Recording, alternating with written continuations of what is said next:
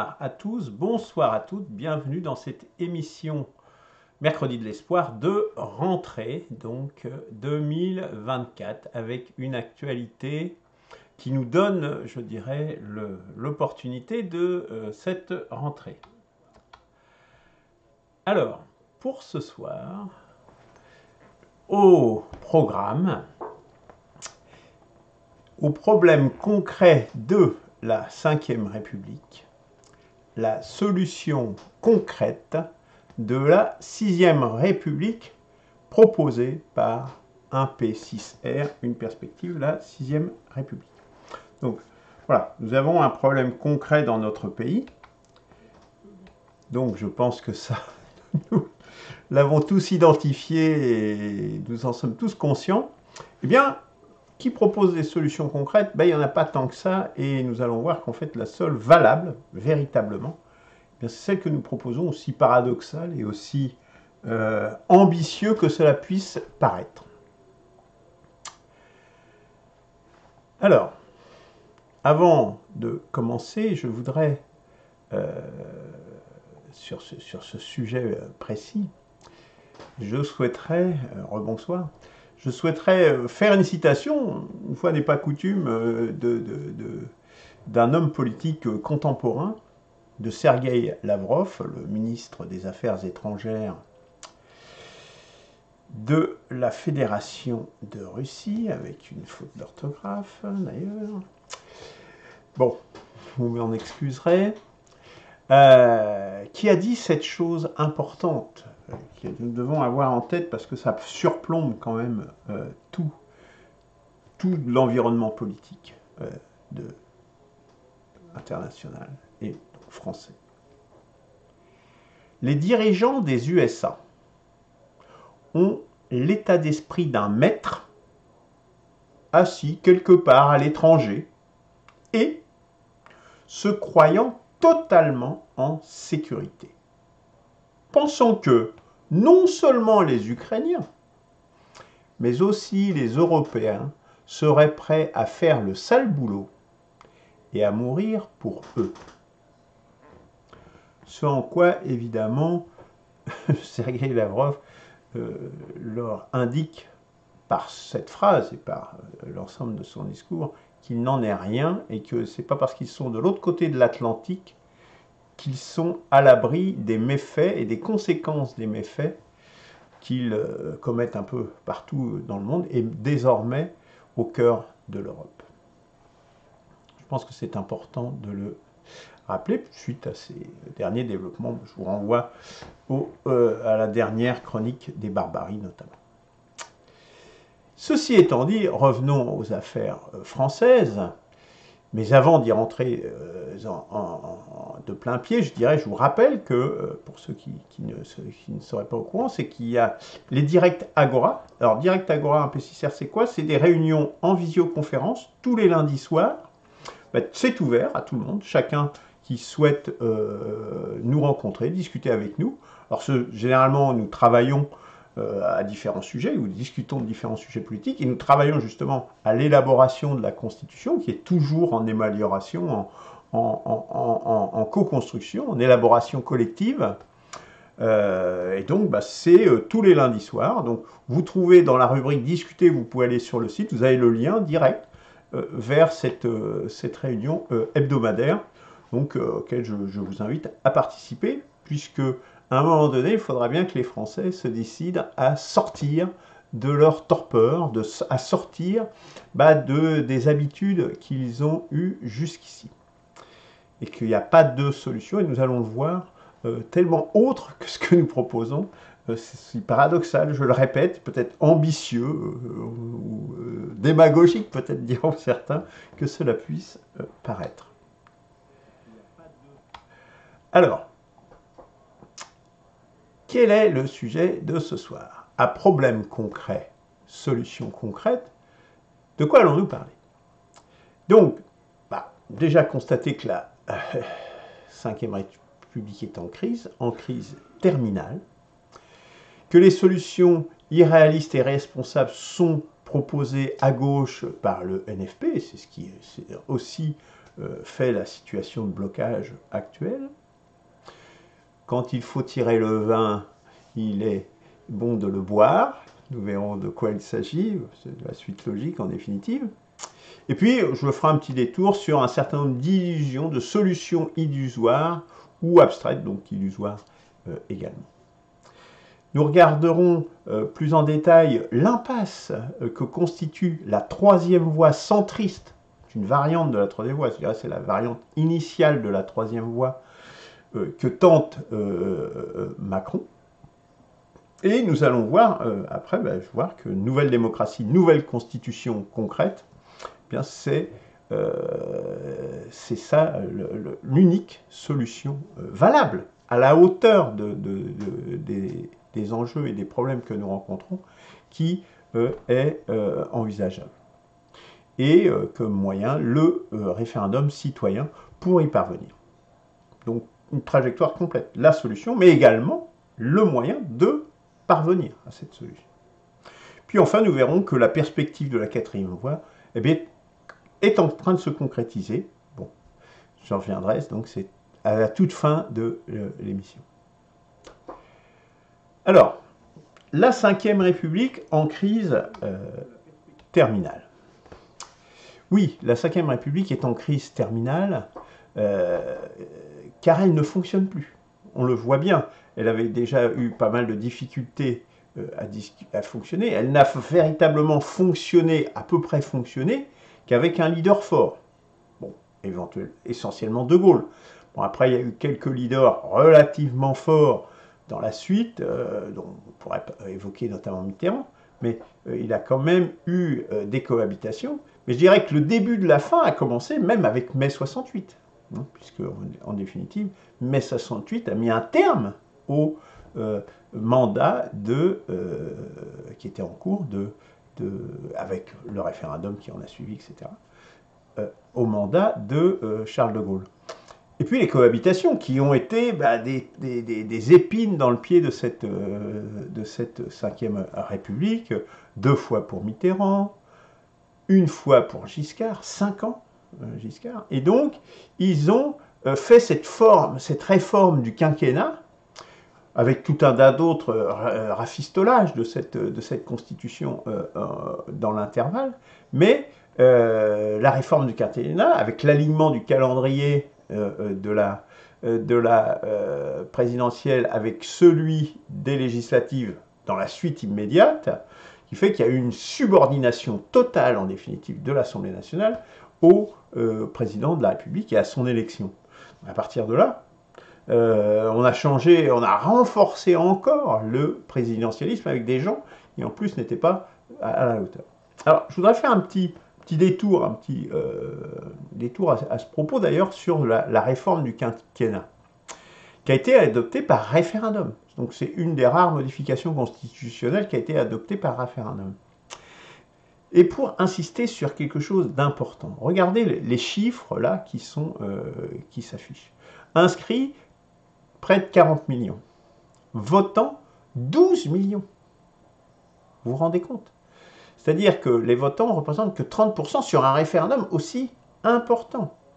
C'est-à-dire qu'il n'y a eu que 10 millions d'exprimés et 2 millions, près de 2 millions de votes blancs et nuls. 2 millions de votes blancs et nuls. Des gens qui se sont déplacés, c'est-à-dire 20% des votants qui ont voté blanc ou nul. Et là, je voudrais insister justement dans les cadres des référendums, on parle souvent du référendum, du RIC, etc., de l'importance des quorums. Parce que le quorum, là, s'il y avait un quorum, cette réforme qui a continué à précipiter notre pays dans la crise, n'aurait pas été adoptée. Comment un référendum, surtout un référendum constitutionnel, puis peut être, donc c'est les règles du jeu, c'est-à-dire les choses les plus importantes, parmi les plus importantes qui concernent l'avenir du pays, peut être adopté à une minorité de votants. C'est pas possible, il faut qu'il y ait un quorum. Dans une copropriété, si vous n'avez pas le quorum, eh bien, des voix, eh bien, l'Assemblée générale, elle ne se tient pas. Et il y a une nouvelle Assemblée générale qui doit être convoquée. Il faut qu'il y ait le quorum des votants. Sinon, ce n'est pas représentatif, parce que beaucoup de gens votent avec leurs pieds, justement. C'est-à-dire, ne se déplacent pas, on dit, on va attendre, c'est quoi cette question? Je ne me déplace même pas pour ce genre de choses. Donc, premier quorum, deux quorums importants que nous avons incorporés dans notre Constitution pour les référendums, pour qu'ils aient une valeur réelle. Hein, c'est une valeur importante de démocratie directe, c'est l'expression du peuple. Donc un quorum de participation, il faut au minimum qu'il y ait 50% de participation, donc c'est la première chose, sinon un référendum ne peut pas être considéré comme valable. Et puis un quorum d'expression, c'est-à-dire il faut aussi que y ait une forme de reconnaissance du vote blanc et nul. Si les votes blancs et nuls dépassent un certain niveau, eh bien le référendum est annulé, il n'est pas considéré comme valable. Donc, quorum de participation et quorum d'expression, pour éviter justement de se retrouver précipité dans des crises assez délétères, puisque, comme on le voit aujourd'hui, sur une proposition qui était un rafistolage d'une 5e République déjà bien malade. Mais bien malade, mais aujourd'hui, je dirais en crise terminale, puisque le président devrait être fort, il fait le fort. Hein. Rappelez-vous, au Louvre en 2017, Jupiter, etc., etc. Mais c'est un président qui ne l'est pas fort. Est-ce qu'on est fort lorsqu'on se donne en spectacle ainsi, avec ce sourire benêt, pris par le cou, comme ça? Est-ce que c'est l'image d'un président de la République? Comment est-ce qu'un président de la République peut être, dans la 5e République, hein, dans le contexte tel qu'il est aujourd'hui, est-ce qu'il peut se permettre d'avoir, de renvoyer cette image de lui-même et de la France? Franchement, c'est quoi? C'est clownesque. Vous voyez Vladimir Poutine faire ce genre de choses? Non mais, soyons sérieux. Voilà, pour donner une comparaison avec un grand chef d'État. Qu'est-ce qui fait qu'un président serait fort? Qu'est-ce qui fait qu'une politique, qu'un parti, etc. est fort? Deux choses. La première chose, c'est un ancrage populaire, donc un ancrage dans la population, une représentativité de la population qui se reconnaît dans le parti, dans la personnalité ou autre. Voilà, parti ou personnalité. Et puis, ça ne suffit pas. Il faut également, et ça va de pair bien souvent, une vision politique effective. C'est-à-dire d'avoir une vision qui fasse que vous savez où vous menez votre peuple et que cette vision a la capacité de rentrer dans la réalité effective de la politique réelle, hein, et pas simplement de se raconter des histoires. Et donc, à quoi arrive-t-on aujourd'hui dans la situation de la 5e République telle qu'elle est? Dans la réalité, c'est qu'elle cumule à la fois les inconvénients de la 4e République, c'est-à-dire l'incapacité de d'avoir des gouvernements stables et qui se mettent en place, et celui de la 5e République avec un président très fort. C'est-à-dire on a tous les inconvénients, on n'a plus aucun des avantages d'aucun des deux systèmes. Donc on est dans une situation terminale. Hein. Là on est dans une situation de blocage complète. Donc ça c'est un problème concret. Voilà le problème concret, qui est incontestable. Là, quand je disais il y a je crois que c'est il y a un an ou deux déjà, où j'ai déjà annoncé ça, la 5e République est morte, voilà. Voilà, je peux citer les émissions, hein, voilà, concrètement, là, on voit bien qu'elle est morte, la 5e République. Donc, dire autre chose, c'est pas regarder la réalité en face, tout simplement. Alors, face à ça, nous avons un ensemble de solutions irréalistes, irresponsables de l'opposition de gauche, le NFP.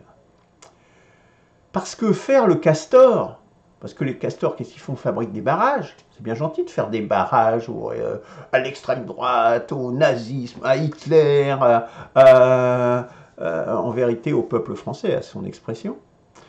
Ça ne fait pas un projet. Parce que au fond, derrière ça, il y a vraiment un mépris du peuple qui est fondamental. Hein. J'en ai déjà parlé, mais qui est assez méprisable. Ce mépris est méprisable. Le mépris qu'ils ont à notre égard est méprisable. Donc faire le castor, c'est bien gentil de construire des barrages, mais c'est pas ça qui crée un projet. Hein. Donc ils n'ont pas de projet. Alors, et encore moins, je dirais, une adhésion populaire. C'est-à-dire ceux qui ont voté pour ça, pour faire ce barrage, je dirais, ils ont des raisons diverses et extrêmement variées. Certainement parce qu'on leur a fait peur depuis de nombreuses années, justement, par un épouvantail en collant des étiquettes.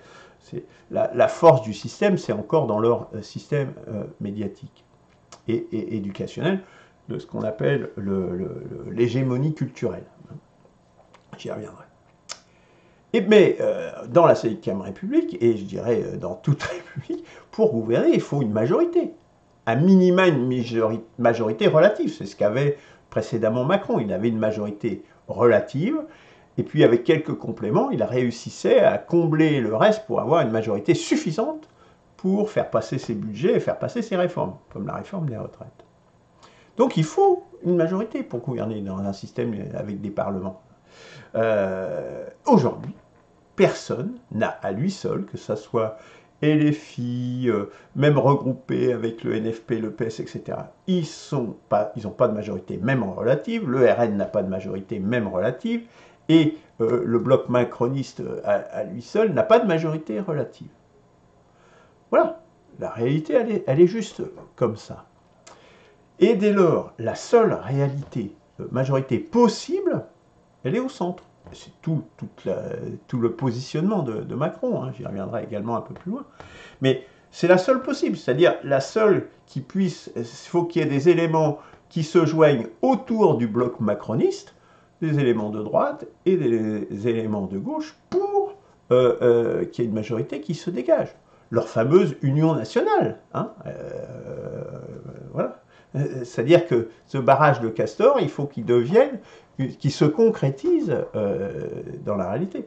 Donc, à partir, je dirais, à partir du moment où c'est la seule majorité qui est possible au centre, c'était comme, enfin, cette question de Premier ministre purement NFP, là, c'est totalement, c'est ubuesque, je dirais. Ça ne peut pas arriver. Donc depuis le début, on le sait. C'est pour ça que cette Julie Castex ou Lucie Casse-Tête, enfin, c'est l'idiot utile, je dirais, de la farce, avec déjà même LFI qui lui scie la planche depuis le début. Enfin bon, des trucs incroyables, mais voilà, ils savent très bien que... Alors, je ne sais pas s'ils le savent, parce que je pense qu'il y a beaucoup de gens qui sont réellement... qui n'ont pas le niveau. Hein. Enfin, il y a certains députés, notamment, qui sont vraiment catastrophiques. Hein. Bon, on peut penser à Sandrine Rousseau, mais il y en a d'autres. Mais un Premier ministre purement NFP, avec le pseudo-programme qu'ils ont mis en place là, qui n'appliquerait pas de toute façon, hein, le PS ne le permettrait pas, c'est totalement impossible. Ce qu'il faut que les macronistes bascule et soit d'accord avec le projet qui sera proposé. C'est tout. La réalité on peut rêver, mais la réalité de ce qui se passe aujourd'hui dans l'Assemblée nationale, c'est ça. Et donc tout le pataquès que fait la gauche avec tous ces scandales de crier au loup, à je ne sais quoi, c'est sans objet. C'est ridicule. C'est juste pour amuser la galerie. Et ça, simplement, et pas simplement pour quelques jours, mais depuis des mois, et tous. C'est-à-dire, c'est grave, je dirais. C'est des gens qui sont censés nous gouverner. Et ils font des choses irresponsables, irréalistes, et ils nous vendent ça pendant des mois. Mais on est où? On est où? Ce sont à la fois des irresponsables et des gens qui trompent la population française. Parce qu'ils le savent très bien que cette situation-là, elle peut pas être... Elle n'a pas de sens, elle n'existe pas. Et c'est un peu... Alors, on a été plus loin dans le ridicule avec la procédure de destitution lancée par LFI à l'Assemblée nationale, mais qui connaîtra le même donc ils ont la capacité de le faire parce qu'ils ont suffisamment de députés, même s'ils en ont un de moins que précédemment, donc, que dans l'Assemblée dissoute. Mais c'est pareil, elle n'a aucune chance d'aboutir, cette procédure de destitution. Donc lancer des trucs qui n'ont aucune chance d'arriver, mais c'est faire de la politique, ça. C'est pas des gens sérieux. La politique, c'est quelque chose de sérieux. On a un engagement vis-à-vis de la population. C'est comme cette histoire de Mélenchon Premier ministre en 2022. Rappelez-vous de la campagne législative. Il dit « Élisez-moi Premier ministre ». Mais c'est une méconnaissance totale et une tromperie, parce que on ne peut pas croire qu'il ne connaît pas le fonctionnement de la Ve République. C'est une tromperie du peuple, mais éhontée. Ces gens sont des menteurs, sont des trompeurs, mais bon, je vous le dis, hein, nous, recours Constitution, Christian Leru, il pense qu'il faudrait que ça devienne un délit. On ne peut pas mentir de cette façon-là à la population. C'est scandaleux. Ça devrait être pénalisable. Ça devrait faire partie d'une catégorie des crimes politiques. Effectivement, de mentir. Alors qu'on sait très bien qu'on est en train de mentir, il faut arrêter. Enfin, ça devrait être pénalisé. Ça ne devrait pas être permis. Ça ne devrait pas être possible à ce point-là. Hein. On peut se tromper, etc. Mais là, c'est évident, quoi. Il n'y a aucune... Donc,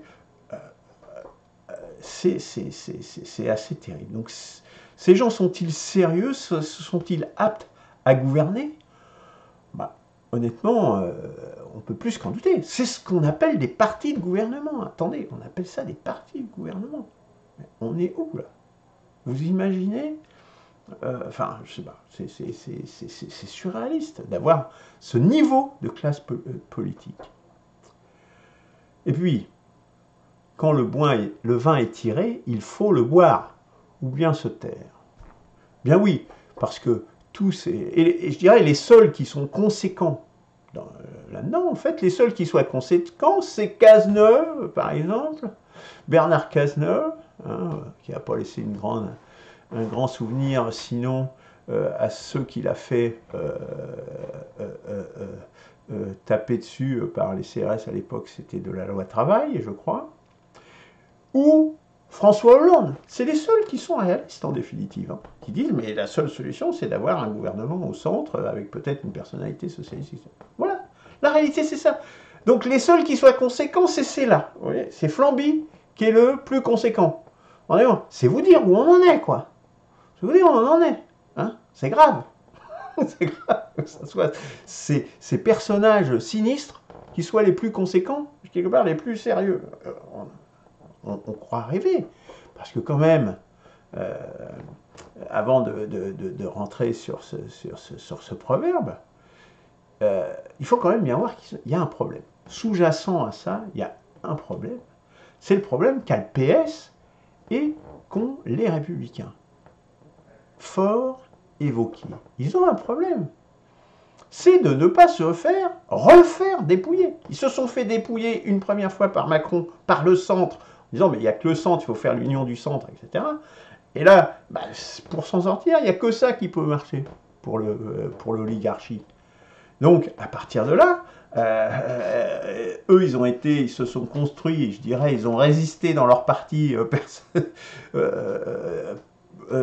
face à cela. Ils n'ont pas envie de se faire réavoir une deuxième fois. En fond, ce sont des intérêts de boutique. Ce sont des boutiquiers défendants. Ils ont peur que leur boutique se fasse étriller, dévaliser une deuxième fois et qu'on leur pique des ministres, qu'on leur pique du personnel, des militants, etc. Voilà. Voilà le niveau de ces gens-là. C'est ça qu'ils ont dans la tête. Hein. C'est pour ça qu'ils agissent comme ils agissent aujourd'hui. C'est-à-dire l'intérêt du pays, ça passe. Mais alors, on n'en est pas là. Hein. Et puis, il y a également la pression des élus locaux et de la base, parce que Macron est quand même détesté. Il est sifflé à chaque sortie. Les élus locaux ont envie d'être élus. Là, les élections municipales, c'est dans pas longtemps. Ils auraient bien aimé et pas trop salir. Donc, ils ont aussi une pression de ces gens-là. Donc, effectivement, du coup, ils n'ont pas trop envie de participer à ce gouvernement. Sinon, ils y seraient prêts. Hein, ils l'ont déjà fait 50 fois. Et ils le font parce que quand le vin est tiré, il faut le boire ou bien se taire. Car tous ceux-là, tous ceux qui sont là affichés, ils ont tous appelé à voter Macron. De 2017 à 2024, en passant par 2022, là pas plus tard que là au mois de juillet, ils ont appelé à voter Macron. Et maintenant ils disent « Oh Macron c'est un salaud, etc. » Mais attendez, c'est vous qui avez appelé à voter pour vous. Taisez-vous. Taisez-vous. Faites-vous tout petit. Alors, changer un peu de sujet, parce que là, j'ai dit, je dirais, l'essentiel hein, sur ces personnages. Il y a aussi un certain nombre d'autres solutions que j'appellerais illusoires et ou abstraites. Alors, on va commencer par les solutions. Toutes sont illusoires en réalité, mais... Pardon, ça va un peu trop vite là. Voilà, solutions illusoires. Eh bien, la première solution illusoire, c'est tous ceux qui ne remettent pas en cause la Ve République. Bon, on peut parler de François Asselineau ou de Florian Philippot pour les patriotes ou à gauche, alors Kuzmanovic, je ne crois pas non plus qu'ils remettent en cause la Ve République, je ne sais plus. Mais beaucoup de gens ne remettent pas en cause la Ve République. Ils ne la remettent pas en cause. Alors, oui, pardon, j'ai oublié de parler d'une chose, c'est pas grave. J'en parlerai. Ne remettent pas en cause la Ve République, mais qui est aussi la République des juges, qui est devenue la République des juges, avec un conseil constitutionnel extrêmement puissant, mais non élu, des juges qui font absolument ce qu'ils veulent, des juges européens si nécessaire. Donc, on est dans la République des juges. Donc, ne pas remettre en cause la Ve République, même si on obtenait le pouvoir, sans passer sous les fourches caudines de tous ces juges, vous n'avez aucune chance de changer le système. Donc ça, c'est une première famille de solutions illusoires. A contrario, je dirais, tous ceux qui ne remettent pas en cause l'Union européenne et ses diktats, bien, c'est pareil. Là, pour le coup, crédit à Asselineau et à Philippot. Ne pas remettre en cause, mais le RN, du coup, se trouve dans cette configuration, puisqu'ils ne remettent ni en cause la Ve République, ni l'Union européenne. Donc, ce sont des solutions illusoires. Quelque part, ils feront la même chose. Mais puis, il faut bien voir la situation actuelle. La situation avec une dette de la France qui explose, et ils sont tellement nuls que le ministre Le Maire s'est trompé une deuxième fois dans ses prévisions, en dépassant les déficits budgétaires. Et donc avec une dette qui continue de se creuser de façon énorme. La France est mise sous surveillance, sous tutelle. C'est-à-dire qu'elle va être mise sous tutelle de l'Union européenne, du FMI et de la BCE. C'est le triumvirat. La trilatérale ou le triumvirat, je ne me rappelle plus du nom exact, hein, enfin, les trois acteurs qui surveillaient la Grèce à l'époque de sa fameuse crise si délétère. Voilà ce qui pend au nez de la France. C'est sûr que les candidats ne se bousculent pas non plus pour être Premier ministre, du coup, si vous voulez. Soyons clairs aussi, hein, parce qu'ils savent très bien que la situation du pays est totalement catastrophique. Je pense qu'il n'y a que les Français qui ne s'en rendent pas vraiment compte. Hein. Parce qu'en clair, il faut les deux. Il faut à la fois remettre en cause la Ve République et remettre en cause l'Union européenne. Et j'irai même plus loin. Il faut remettre en cause, avec cette question de la dette, l'euro et la dette elle-même. Et peut-être même les accords internationaux. Vous voyez jusqu'où ça nous emmène, tout ça? Mais c'est aussi une opportunité. C'est aussi une opportunité. Bon, j'en parlerai peut-être une autre fois, mais une opportunité importante pour celui dans le bloc européen qui sera le premier à basculer vers et à s'orienter vers le monde multipolaire. On voit bien que la Hongrie aujourd'hui, qui est un petit pays pourtant, au cœur de l'Europe, mais qui pèse de façon importante, Xi Jinping s'est déplacé en Hongrie, qui est un pays, je ne sais plus, il y a une dizaine de millions d'habitants en Hongrie, donc c'est pas un très grand pays, Xi Jinping s'est déplacé en Hongrie. Il s'est déplacé en Serbie aussi d'ailleurs, hein, c'est encore plus petit pays. Vous voyez? C'est pas rien. C'est pas rien. Imaginez ce que ça pourrait devenir. Bon, voilà, je vous laisse réfléchir à cela. Donc voilà les solutions illusoires. Et puis les solutions abstraites. Alors les solutions abstraites, bon, on entend beaucoup parler, hein, le RIC constituant tout seul, sec, hein, je dirais. Donc un programme qui tient sur un post-it. Croyez-vous une seconde que les Français vont accorder leur confiance à un programme qui tient sur un post-it? Il faut être sérieux quand même. Vous allez engager l'avenir de près de 70 millions de personnes sur on ne sait pas quoi. le saut dans l'inconnu, et rien de concret. Oui, ok, c'est le pouvoir du peuple, mais il y a des conditions aussi, hein, parce que pour que le RIC constituant soit valable, on l'a bien vu tout à l'heure avec le référendum de l'an 2000 sur le quinquennat, que ça peut très vite tourner vinaigre si on ne met pas en place les mécanismes qui garantissent que les référendums sont valables et tiennent la route politiquement. Ça, c'est très important. Très, très important. Et tous les mécanismes. Il n'y en a pas qu'un, il y en a énormément. En définitive, c'est ce qui fait que nous, il y a un RIC constituant dans notre Constitution, mais il y a toute la Constitution qui va autour avec pour permettre que le RIC constituant soit un vrai RIC constituant sérieux et pas cette tromperie aussi. Enfin, je pense que les gens qui font ça, ils sont sincères, mais c'est pas sérieux, soyons clairs. Alors, et puis il y a aussi ceux qui préconisent l'Assemblée constituante.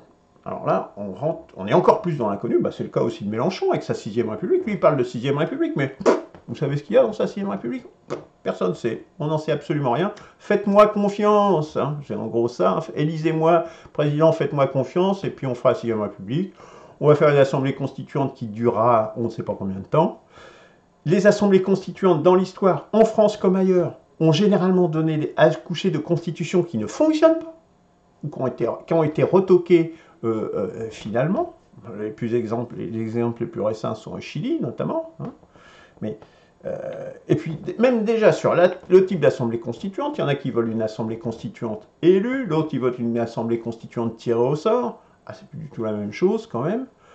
Enfin bon, on rentre de nouveau dans quelque chose de complètement inconnu. Bon, qui est des possibilités de réformer la Constitution, c'est une chose, mais croire qu'on va rassembler les gens sur ça,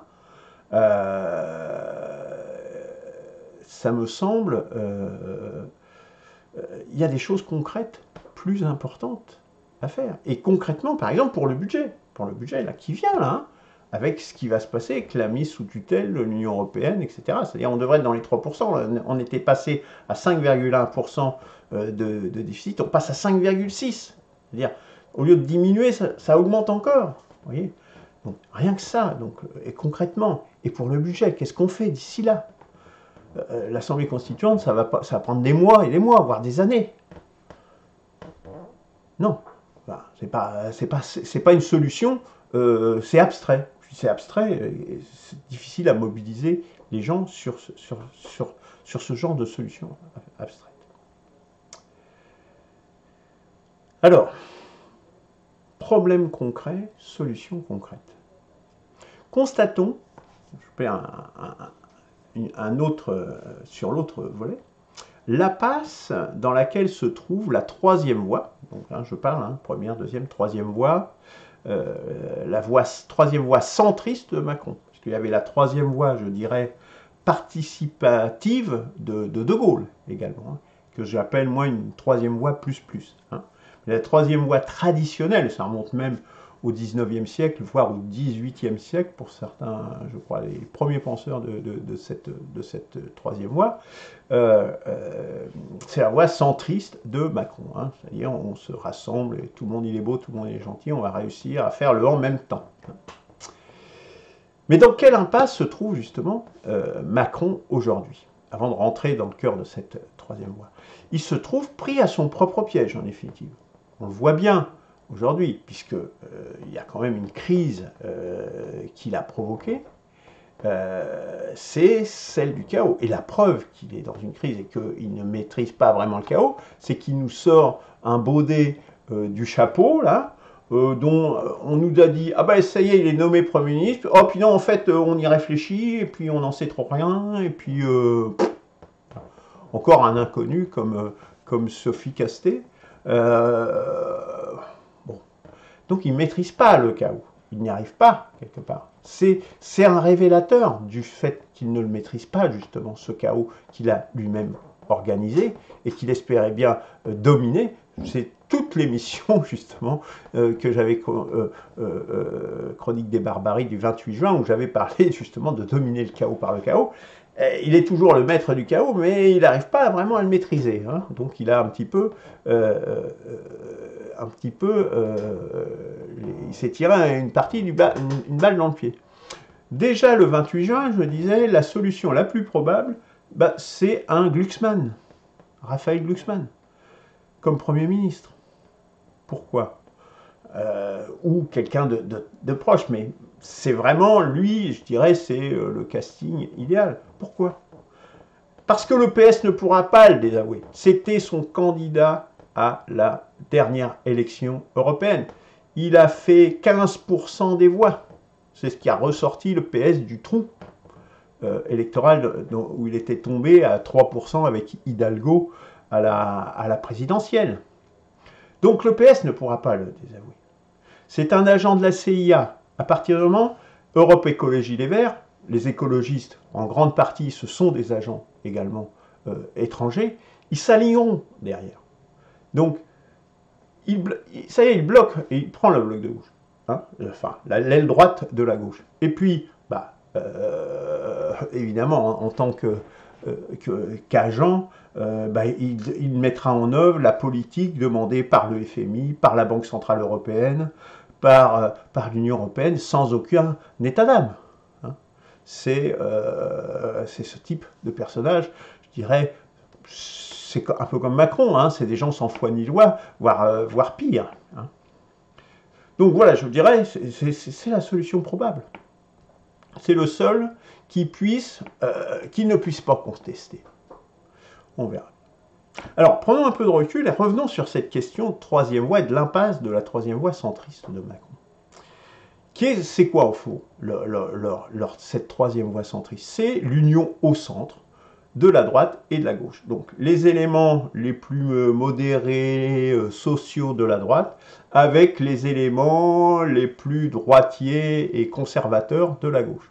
C'était le 2 Français sur 3 de Giscard, hein, dans son livre dans les années 70. C'était ça son projet, pour ça que Bayrou a repris, soutient Macron, etc. C'est toujours ce même projet, parce qu'ils se disent, le centre là, le marais, quelque part, eh bien, ça fait une majorité, systématiquement ça fait une majorité. C'est ça leur truc. Et à partir de là, on peut faire la politique qu'on veut. Sauf que si vous avez une politique comme ça qui est opérée sans aucune alternance, et c'est ce que nous vivons depuis des décennies, quand même, hein, parce que quel que ce soit des gens de droite ou des gens de gauche, ils font exactement la même politique, finalement, fatalement, les seules oppositions qui restent, ça fait des forces centrifuges, c'est-à-dire ça va écarter, ça va créer des forces qui vont se déporter plus à droite et d'autres qui vont se déporter plus à gauche, fatalement. Donc, ceci en plus avec ces gouvernements, avec la rigidité qu'impose le cadre de l'Union européenne et qui dévalorise en plus le rôle que peuvent jouer les politiques à l'échelle nationale. À partir de là, à droite, eh bien, ça va favoriser l'émergence du RN et compagnie, Zemmour, etc., etc. Et à gauche, ça va favoriser l'émergence de la France insoumise et peut-être d'autres NPA. Bon, le NPA, c'est plus... ils n'ont jamais réussi à décoller véritablement, mais c'est pas forcément ce qu'ils souhaitent d'ailleurs. Et principalement la France insoumise. Donc voilà ce que ça fait émerger. Puis des antifas, des gens comme ça. Mais c'est quelque chose qu'il faut... C'est en ça que c'est irréaliste, que c'est une impasse. Dans un système majoritaire, donc, où la majorité c'est 50% plus une voix, eh bien il n'y a la place que pour deux pôles. Ceux qui vont se battre justement, un pôle 1 et un pôle 2, un pôle droite et un pôle gauche si on veut, qui vont défendre des intérêts différents, sociaux différents, mais qui vont réussir à agréger suffisamment de force pour être en capacité de faire 50% plus une voix, et ou l'autre, une autre fois, et l'autre il fera que 49%, hein, et l'autre qui réussira à faire 50% plus une voix. Donc il n'y a la place que pour deux pôles. Et aujourd'hui, il y en a trois.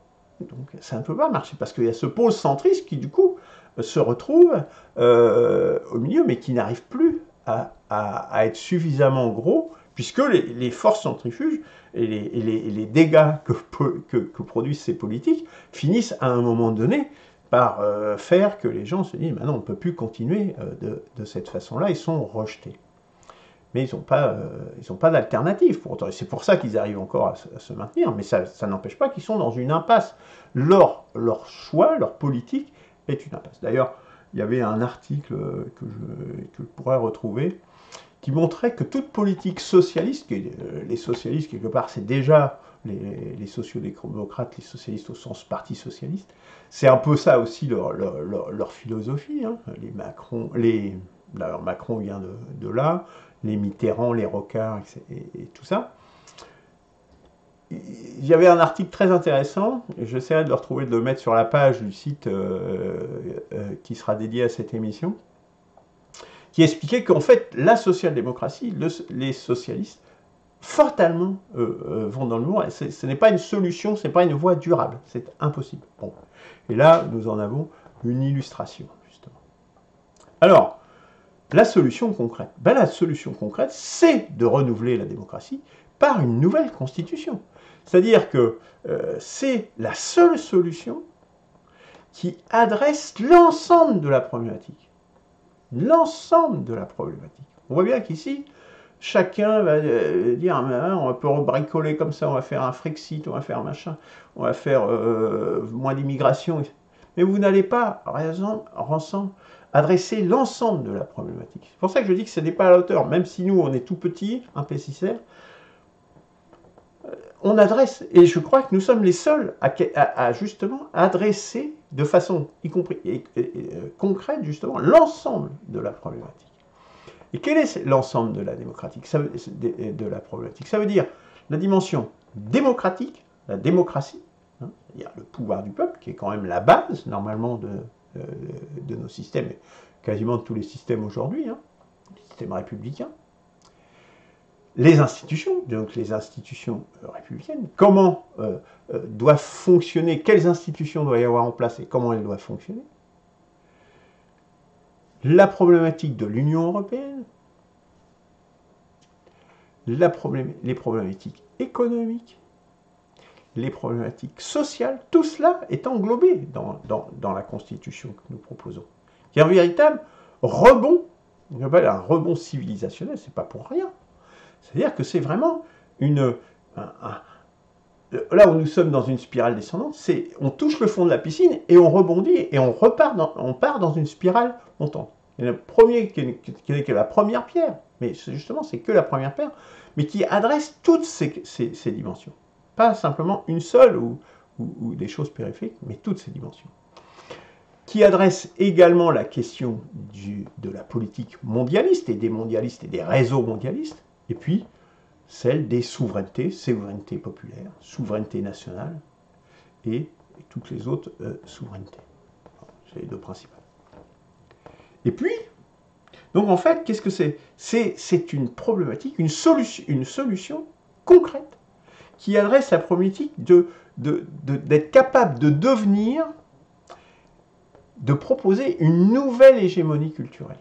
Une nouvelle hégémonie culturelle au sens que lui donnait Gramsci, qui est une condition pour changer justement le système. Il faut qu'il y ait une nouvelle hégémonie culturelle, donc qui adresse tous les champs, toutes les dimensions humaines, du fonctionnement de la société, pour qu'un système change, pour que quelque chose bascule. Et bien donc c'est pas des solutions microscopiques, on voit bien qui sont aptes à faire ce genre de choses.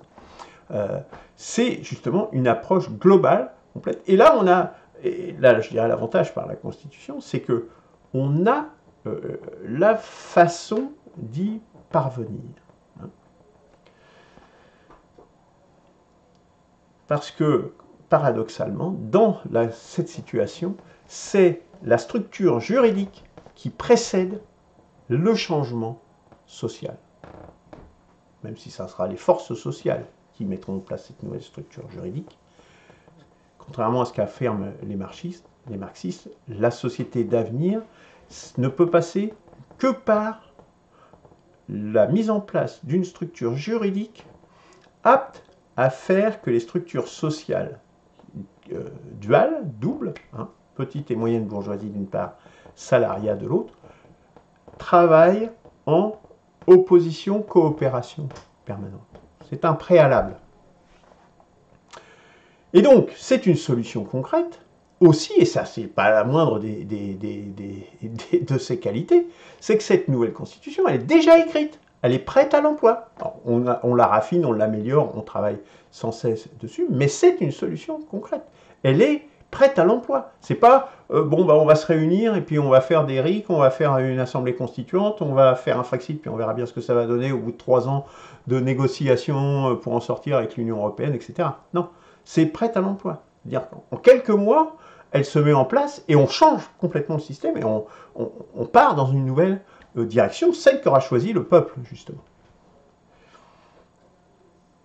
Donc, ce n'est pas un saut dans l'inconnu comme les solutions par ailleurs. Et puis, j'insiste là-dessus, c'est quelque chose sur lequel nous travaillons quand même depuis plusieurs années maintenant, qui a été mûrement réfléchi, mûrement architecturé, que vous pouvez consulter donc direct sur le site de APSystème. Vous pouvez même venir participer à son élaboration, avec tout un tas de vidéos et de pages qui expliquent quelle est son architecture et pourquoi est-ce qu'elle a été conçue telle qu'elle a été conçue.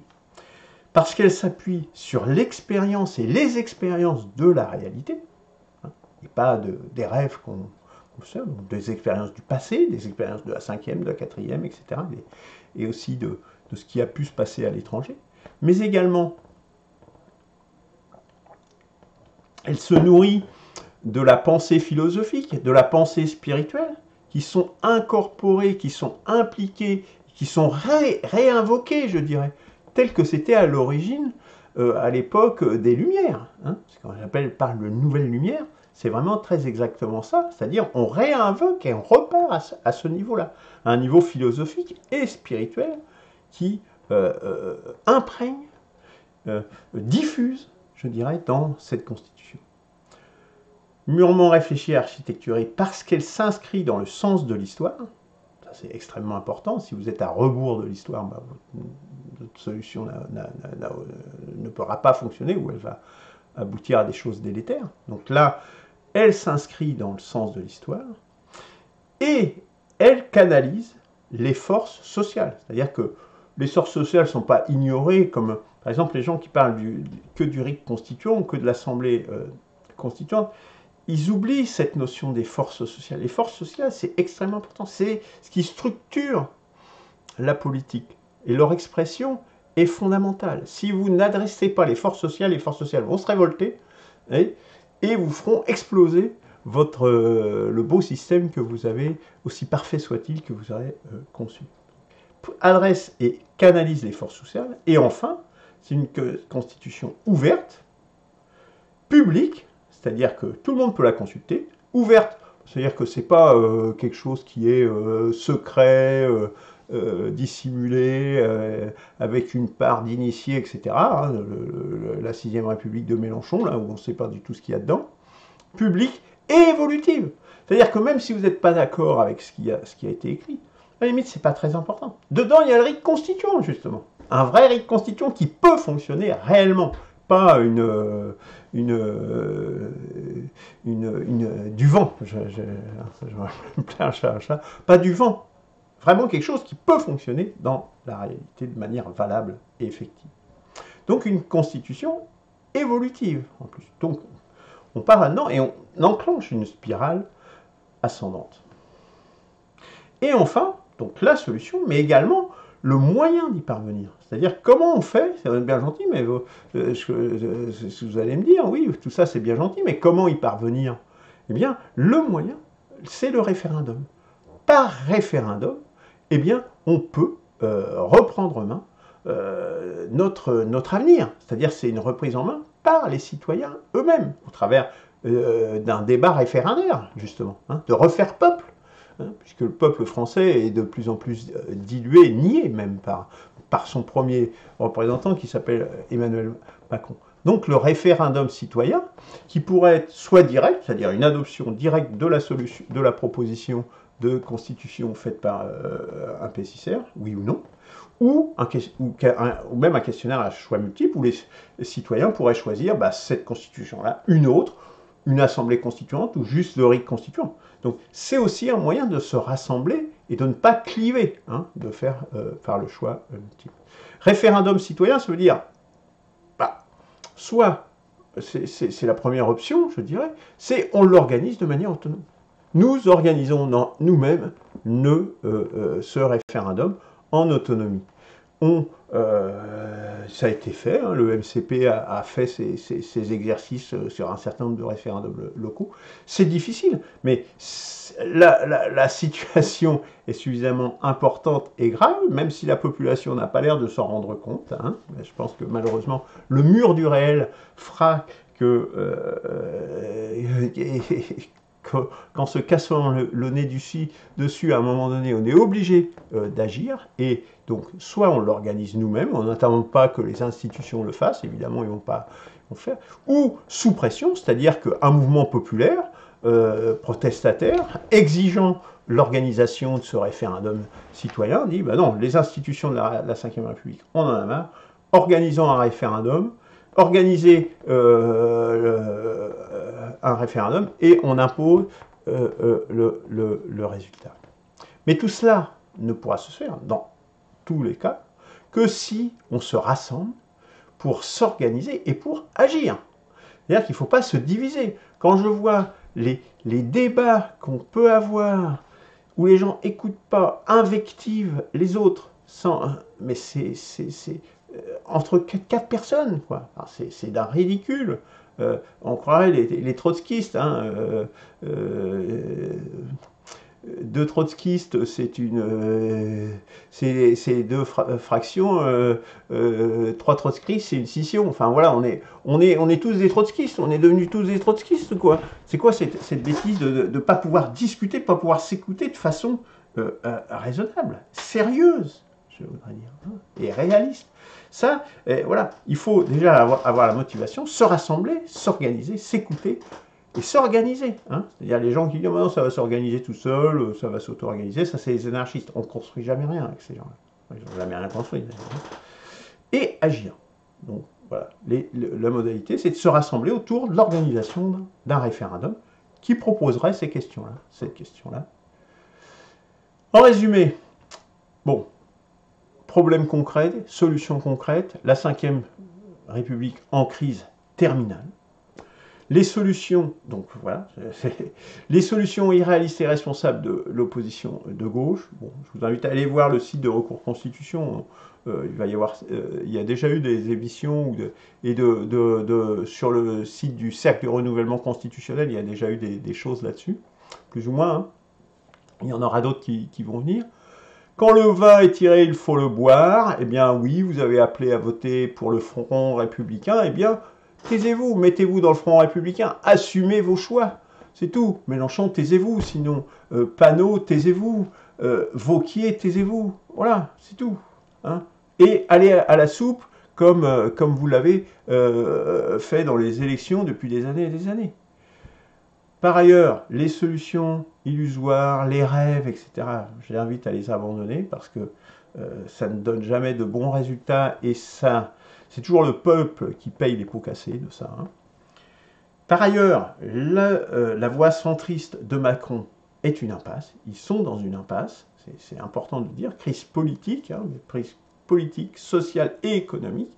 Donc on a tous les ingrédients d'une crise systémique complète. Hein. Mais il y a une solution, c'est qu'il y a une constitution, il y a une solution qu'on a trouvée. Hein. Franchement, quand j'ai lancé cette affaire-là, j'en étais pas du tout certain. Eh bien oui, il y a une solution concrète qui est possible et qui est à la hauteur, qui est apte justement à nous sortir de l'ornière. Et on a même le moyen de le mettre en œuvre par le référendum, c'est-à-dire construire une vraie alternative populaire, refaire peuple français. Ah, mais il y a aussi une autre chose qui était au programme, je le vois là. La perspective de la 4e voie se concrétise. Bon, ça, j'en ai pas encore parlé. Ah ben, c'est le moment. Alors, la 4e voie, déjà, qu'est-ce que c'est? Bon, Tout ça est expliqué sur le site de 1P6R. Vous allez sur 1p6r.org. Vous avez tout un tas de liens, le fait que c'est un tournant historique majeur. Vous avez tout sur le site 1P6R. Mais vous avez également le site dédié via4.net. Donc, avec notamment la proclamation de la quatrième voie, c'est-à-dire qui explique en une page, sur un recto, sur une page A4, qui explique qu'est-ce que c'est que la quatrième voie. Donc c'est assez dense, mais ça reste normalement compréhensible, hein, c'est accessible à n'importe qui normalement, qui explique ce que c'est que la quatrième voie, et ça a été traduit dans une vingtaine de langues pour justement rendre cette possibilité, ouvrir cette voie à l'international. Et d'ailleurs, à l'international, parlons-en. C'est peut-être ça, justement, la quatrième voie qui au moins est en perspective. Puisque le week-end dernier, qu'est-ce qui s'est passé en Allemagne? L'AfD, Alternative for Deutschland, a connu une victoire historique.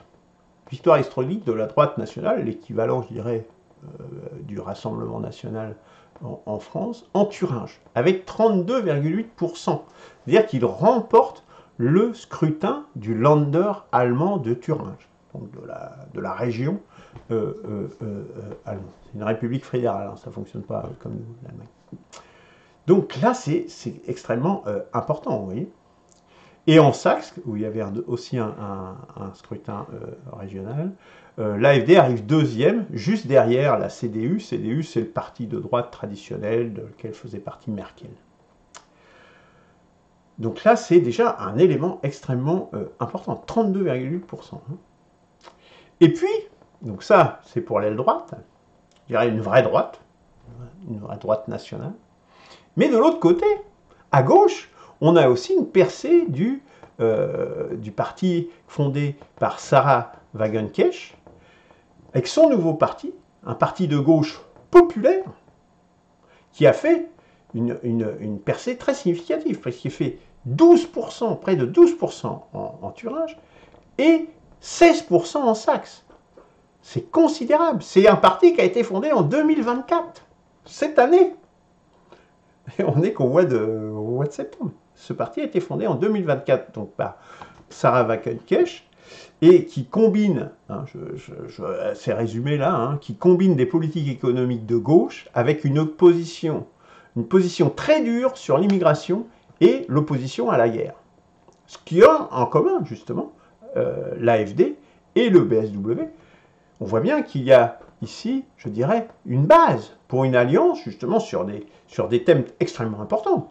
L'immigration, l'opposition à la guerre, c'est quand même des sujets centraux dans nos pays. Donc, il y a des gens à droite qui disent la même chose que des gens à gauche, des vrais gens de droite et des vrais gens de gauche, sur lesquels qui disent la même chose, hein, sur des sujets extrêmement importants. C'est-à-dire qu'il y a la base d'une alliance contre le système centriste, le système de Macron, dont on voit qu'il est dans l'impasse, mais c'est Macron en France, mais c'est Scholz en Allemagne, c'est quasiment tous les... c'est des photocopies, hein, c'est juste des déclinaisons nationales d'une même politique. Base d'une alliance, mais une alliance, attention, pas une alliance où on va faire un programme ensemble, parce que sinon ça serait les centristes, justement. Non, une alliance sur les règles du jeu, la Constitution. On se met d'accord sur les règles du jeu. Et sur un certain nombre de sujets précis, eh bien, on va dans la même direction. Sur l'immigration, sur l'opposition à la guerre, peut-être sur d'autres sujets également. Puis il n'est pas question de fusionner. À aucun moment, il faut que chacun garde son opposition. Ces deux pôles dont je parlais tout à l'heure, il faut que ces deux pôles existent, et puis ils s'affrontent sur certains sujets, et puis sur certains autres, ils convergent, et on peut faire avancer tout le pays dans la même direction. Voilà ce que c'est que la quatrième voie, en clair. C'est une alliance essentiellement sur la règle du jeu. Parce que, qu'est-ce qu'on a en commun? Ce qu'on a en commun, c'est qu'on pense que le politique, c'est-à-dire l'action de l'homme, la volonté de l'homme, doit dominer l'économie, et pas le contraire. Alors que les autres, avec leur libéralisme et le néolibéralisme, même à la limite, la politique, il n'y en a pas besoin, il n'y a besoin que de gestionnaires. Et la différence. prééminence du politique sur l'économique. Voilà la différence fondamentale et voilà ce qui rassemble ces gens de droite et de gauche. Donc on peut se mettre d'accord sur les règles du jeu, mais on ne se mettra pas d'accord parce qu'on ne défend pas les mêmes intérêts sur un certain nombre de choses, sur les salaires, sur le SMIC, sur des choses comme ça. Ouais, mais ça c'est voilà, mais ça c'est la vie politique, c'est normal. Voilà les deux pôles. Voilà ce que c'est que la quatrième voie, c'est et c'est pour ça que je dis c'est percé en Allemagne avec Sarah Wagenknecht qui a dit, et c'est très important, pas comme Mélenchon, ah tout ce qui vient du RN on votera jamais, rien du tout, même une motion de censure, etc. Voilà une position d'imbécile. Elle a dit, au cas par cas, sur certains sujets PSI, on ne fera pas de coalition avec l'AfD. Mais sur certains sujets précis, on jugera au cas par cas si on va voter pour ou contre. Et bien voilà. Voilà la solution intelligente. Voilà des vrais hommes politiques, des vraies femmes politiques d'envergure. Pour finir, c'est quoi le système centriste? Je suis tombé sur ces photos et je voulais vous les partager. Voilà un membre du PS, ancien de la LCR, de Alain Crévy, de Besancenot, Julien Drey.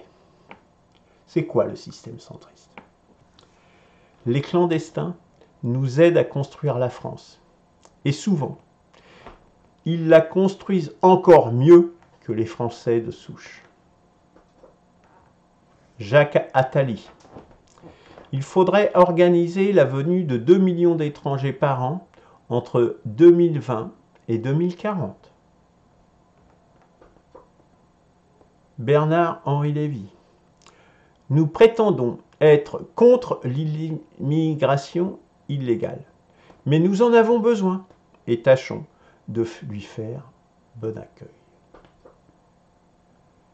Il serait bon, Daniel Cohn-Bendit, il serait bon que le pourcentage d'étrangers atteigne un jour le tiers de la population globale.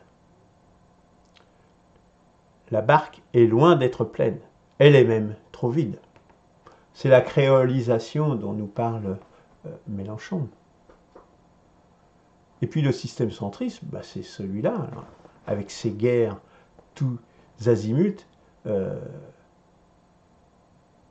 et sans limite. On voit ce qui se passe. Et en Ukraine, l'escalade, et puis en Palestine, au Moyen-Orient, sans limite. Et puis demain, ce qu'ils veulent faire également à Formose, ce qu'on appelle Taïwan, voilà ce qu'est le système centriste.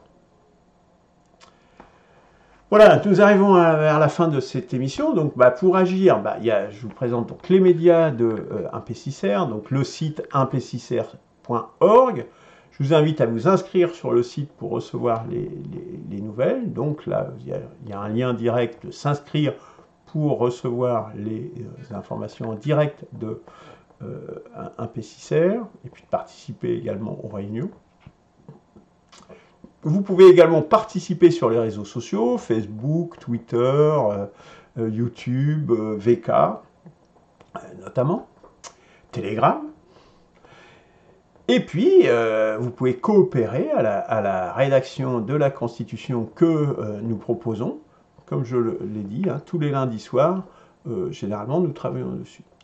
Vous pouvez également découvrir le roman que j'ai écrit, je dirais, d'anticipation de société, Le but, c'est la vie, donc La métamorphose des moutons, qui est un roman on ne peut plus d'actualité.